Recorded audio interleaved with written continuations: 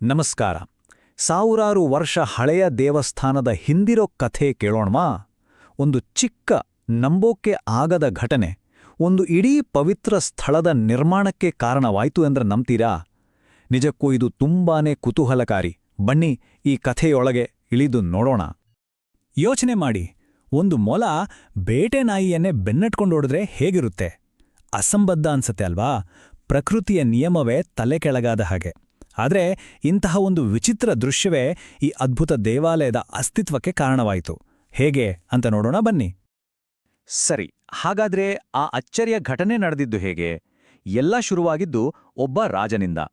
ಆತ ತನ್ನ ಕಣ್ಣನ್ನೇ ನಂಬಕ್ಕಾಗದ ಒಂದು ದೃಶ್ಯವನ್ನ ನೋಡಿದಾಗ. ಈ ಕತೆ ಹೀರೋ ಹೊಯ್ಸಳ ರಾಜ, ಮೂರನೇ ವೀರ ಬಲ್ಲಾಳ. ಒಂದು ದಿನ ದಟ್ಟ ಕಾಡಲ್ಲಿ ಬೇಟೆ ಆಡ್ತಾ ದಾರಿ ತಪ್ಪಿಬಿಡ್ತಾನೆ. ತುಂಬಾನೇ ಸುಸ್ತಾಗಿ ಒಂದು ಮರದ ಕೆಳಗೆ ಕೂತಿದ್ದಾಗ ಅಲ್ಲೇ ನೋಡಿ, ಅವನ ಕಣ್ಣಿಗೆ ಒಂದು ವಿಚಿತ್ರ ದೃಶ್ಯ ಬೀಳುತ್ತೆ. ಆವಾಗ್ಲೇ ನೋಡಿ, ಆ ನಂಬೋಕ್ಕಾಗದ ಘಟನೆ ನಡೆದಿದ್ದು. ಸಾಮಾನ್ಯವಾಗೇನಾಗುತ್ತೆ, ಬೇಟೆ ನಾಯಿ ಮೊಲವನ್ನ ಬೆನ್ನಟ್ಟುತ್ತೆ ಅಲ್ವಾ? ಆದರೆ ಇಲ್ಲಿ ಸೀನೆ ಉಲ್ಟಾ. ಒಂದು ಪುಟ್ಟ ಮೊಲ ರೋಷದಿಂದಿದ್ದ ಬೇಟೆ ನಾಯಿಯನ್ನೇ ಧೈರ್ಯವಾಗಿ ಅಟ್ಸ್ಕೊಂಡು ಹೋಗ್ತಿತ್ತು. ಇದನ್ನು ನೋಡಿದ ರಾಜನಿಗೆ ಒಮ್ಮೆಲೆ ಶಾಕ್. ತಾನು ಕಂಡಿದ್ದು ನಿಜನ ಅಂತ ನಂಬೋಕೆ ಆಗಲಿಲ್ಲ. ಆ ಕ್ಷಣದಲ್ಲೇ ಅವನಿಗೆ ಅನ್ಸ್ಬಿಡ್ತು, ಈ ಜಾಗದಲ್ಲಿ ಏನೋ ಒಂದು ವಿಶೇಷ ಶಕ್ತಿ ಇದೆ ಅಂತ. ಮೊಲದ ಆ ಅಸಾಮಾನ್ಯ ಧೈರ್ಯ, ಅದನ್ನ ನೋಡಿದ್ಮೇಲೆ ರಾಜನಿಗೆ ಪಕ್ಕಾ ಆಯಿತು, ಈ ನೆಲದಲ್ಲಿ ಖಂಡಿತ ಏನೋ ಒಂದು ದೈವಿಕ ಶಕ್ತಿ ಇದೆ ಅಂತ. ಹಾಗಾದ್ರೆ ಆ ಭೂಮಿಯೊಳಗಿನ ರಹಸ್ಯವಾದ್ರೂ ಏನು? ಇದನ್ನ ಪತ್ತೆ ಮಾಡ್ಲೇಬೇಕು ಅಂತ ಡಿಸೈಡ್ ಮಾಡ್ದ. ಇಲ್ಲಿ ರಾಜನ ನಡೆ ತುಂಬಾ ಗಮನಾರ್ಹ. ಆ ಅಸಾಮಾನ್ಯ ದೃಶ್ಯ ನೋಡಿದ ತಕ್ಷಣ ಈ ಜಾಗ ಪವಿತ್ರವಾದದ್ದು ಅಂತ ಡಿಸೈಡ್ ಮಾಡಿ ತಕ್ಷಣವೇ ಅಲ್ಲಿ ಅಗೆಯೋಕೆ ಆರ್ಡರ್ ಮಾಡ್ತಾನೆ. ಅಂದ್ರೆ ಅವನ ನಂಬಿಕೆ ನೋಡಿ. ಮತ್ತು ಅದು ಸುಳ್ಳಾಗ್ಲಿಲ್ಲ. ಭೂಮಿಯ ಆಳದಲ್ಲಿ ಒಂದು ಅದ್ಭುತವಾದ, ತುಂಬಾನೇ ಭವ್ಯವಾದ ವರಾಹಸ್ವಾಮಿಯ ವಿಗ್ರಹ ಸಿಕ್ತು. ಅಬ್ಬಾ, ಇಂಥ ಒಂದು ಅದ್ಭುತವಾದ ವಿಗ್ರಹ ಸಿಕ್ಮೇಲೆ ಸುಮ್ಮನೆ ಇರೋಕ್ಕಾಗುತ್ತಾ? ಅದಕ್ಕೊಂದು ಭವ್ಯವಾದ ದೇವಾಲಯ ಕಟ್ಟಲೇಬೇಕಲ್ವಾ?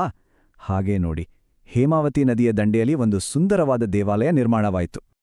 ಇವತ್ತಿಗೂ ಈ ದೇವಸ್ಥಾನ ಮಂಡ್ಯ ಜಿಲ್ಲೆಯ ಕಲ್ಲಹಳ್ಳಿ ಅನ್ನೋ ಗ್ರಾಮದಲ್ಲಿ ಹೇಮಾವತಿ ನದಿಯ ತೀರದಲ್ಲಿ ಗಂಭೀರವಾಗಿ ನಿಂತಿದೆ. ಇದರ ವಿಶೇಷತೆ ಏನು ಗೊತ್ತಾ? ಬೂದುಕಲ್ಲಿನಿಂದ ಕಟ್ಟಿರೋ ಈ ದೇವಸ್ಥಾನ ಶತಮಾನಗಳಿಂದ ನದಿಯ ಎಷ್ಟೋ ಭೀಕರ ಪ್ರವಾಹಗಳನ್ನ ಎದುರಿಸಿದೆ. ಆದರೂ ಇವತ್ತಿಗೂ ಗಟ್ಟಿಯಾಗಿ ನಿಂತಿದೆ. ಇದು ಅಂದಿನ ವಾಸ್ತುಶಿಲ್ಪಕ್ಕೆ ಒಂದು ಅದ್ಭುತ ಉದಾಹರಣೆಯಲ್ವಾ? ಆದ್ರೆ ಎಲ್ಲಕ್ಕಿಂತ ಶಾಕಿಂಗ್ ವಿಷಯ ಏನು ಅಂದ್ರೆ ಈ ದೇವಸ್ಥಾನದ ವಯಸ್ಸು. ಇದನ್ನ ಕೇಳಿದ್ರೆ ನಂಬೋಕೆ ಕಷ್ಟ ಆಗ್ಬೋದು, ಆದರೆ ಇದು ಸುಮಾರು 2500 ವರ್ಷಗಳಿಗಿಂತಲೂ ಹಳೆಯದು. ಜಸ್ಟ್ ಇಮ್ಯಾಜಿನ್, ಇದು ನಮ್ಮನ್ನ ಇತಿಹಾಸದ ಎಷ್ಟು ಹಿಂದೆ ಕರ್ಕೊಂಡು ಹೋಗುತ್ತೆ ಅಲ್ವಾ? ಸರಿ, ಈಗ ದೇವಸ್ಥಾನದ ಒಳಗಿರುವ ಆ ಮುಖ್ಯ ಆಕರ್ಷಣೆ ಬಗ್ಗೆ ಮಾತಾಡೋಣ. ಭೂಮಿಯಿಂದ ಸಿಕ್ಕ ಎಲ್ಲರನ್ನೂ ಬೆರಗುಗೊಳಿಸುವ ಆ ಭವ್ಯವಾದ ಭೂವರಾಹಸ್ವಾಮಿಯ ವಿಗ್ರಹ ಅದು ಹೇಗಿದೆ ಅಂತ ನೋಡೋಣ ಬನ್ನಿ. 15 ಅಡಿ. ಹೌದು, ಈ ಒಂದೇ ಸಂಖ್ಯೆ ಸಾಕು ಅದರ ಭವ್ಯತೆಯನ್ನ ಹೇಳೋಕೆ. ಇಲ್ಲಿನ ಮುಖ್ಯ ದೇವರು ಶ್ರೀ ಭೂವರಾಹನಾಥ ಸ್ವಾಮಿಯ ವಿಗ್ರಹ ಬರೋಬ್ಬರಿ 15 ಅಡಿ ಎತ್ತರವಿದೆ. ನಿಜಕ್ಕೂ ಇದೊಂದು ದೈತ್ಯಾಕಾರದ ಅದ್ಭುತವಾದ ಶಿಲ್ಪ. ಈ ವಿಗ್ರಹದ ಕೆಲವು ಮುಖ್ಯವಾದ ಲಕ್ಷಣಗಳನ್ನು ನೋಡೋಣ ಬನ್ನಿ. ಮೊದಲನೇದಾಗಿ ಇದು ವಿಷ್ಣುವಿನ 3ನೇ ಅವತಾರ, ಅಂದ್ರೆ ಭೂವರಾಹ ಸ್ವಾಮಿ. ಸುಖಾಸನದಲ್ಲಿ ಕೂತಿರೋ ಈ ಭಂಗಿ ತುಂಬಾನೇ ವಿಶಿಷ್ಟ. ಇದನ್ನ ಅಪರೂಪದ ಕಪ್ಪು ಸಾಲಿಗ್ರಾಮ್ ಶಿಲೆಯಿಂದ ಕೆತ್ತಿದ್ದಾರೆ.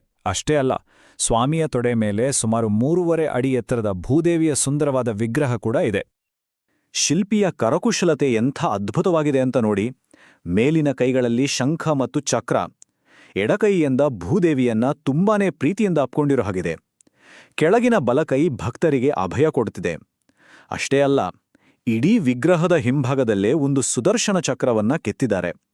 ವರಾಹಸ್ವಾಮಿಯ ಕಿರೀಟ, ಮುಕುಟ ಮತ್ತೆ ಭೂದೇವಿಯ ಕರಂಡ ಮುಕುಟ ಇವೆಲ್ಲ ಈ ಶಿಲ್ಪದ ಸೌಂದರ್ಯವನ್ನ ಇನ್ನಷ್ಟು ಜಾಸ್ತಿ ಮಾಡಿವೆ.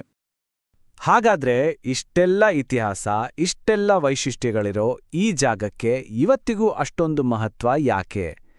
ಯಾಕೆ ದೇವಸ್ಥಾನ ಇವತ್ತಿಗೂ ಒಂದು ಪವಿತ್ರ ಕ್ಷೇತ್ರವಾಗಿ ಉಳಿದಿದೆ? ಈ ಸ್ಥಳವನ್ನ ಇವತ್ತು ಒಂದು ಅತ್ಯಂತ ಪವಿತ್ರವಾದ ಪುಣ್ಯಕ್ಷೇತ್ರ ಅಂತ ಪರಿಗಣಿಸ್ತಾರೆ. ಪ್ರತಿ ವರ್ಷ ಇಲ್ಲಿ ವರಾಹ ಜಯಂತಿಯನ್ನ ತುಂಬಾನೇ ವಿಜೃಂಭಣೆಯಿಂದ ಆಚರಿಸಲಾಗುತ್ತೆ. ಇದು ಇಲ್ಲಿ ನಡೆಯೋ ಅತಿದೊಡ್ಡ ಉತ್ಸವ. ಆ ದಿನ ಸಾವಿರಾರು ಜನ ಭಕ್ತರು ಇಲ್ಲಿಗೆ ಬಂದು ಸ್ವಾಮಿಯ ದರ್ಶನ ಪಡಿತಾರ. ಕೊನೆಯದಾಗಿ ಒಂದು ಪ್ರಶ್ನೆಯೊಂದಿಗೆ ಈ ಚರ್ಚೆಯನ್ನು ಮುಗಿಸೋಣ. ಯೋಚಿಸಿ ನೋಡಿ, ರಾಜನೊಬ್ಬ ಕಂಡ ಕೇವಲ ಒಂದೇ ಒಂದು ಅಸಾಮಾನ್ಯ ದೃಶ್ಯ, ಒಂದು ನಂಬೋಕೆ ಆಗದ ಘಟನೆ, ಒಂದು ಇಡೀ ಪ್ರದೇಶದ ಇತಿಹಾಸವನ್ನ, ಅದರ ಆಧ್ಯಾತ್ಮಿಕ ಮಹತ್ವವನ್ನೇ ಶಾಶ್ವತವಾಗಿ ಹೇಗೆ ಬದಲಾಯಿಸಬಲ್ಲದು ಅಲ್ವಾ? ಇದು ನಿಜಕ್ಕೂ ಯೋಚಿಸಬೇಕಾದ ವಿಷಯ.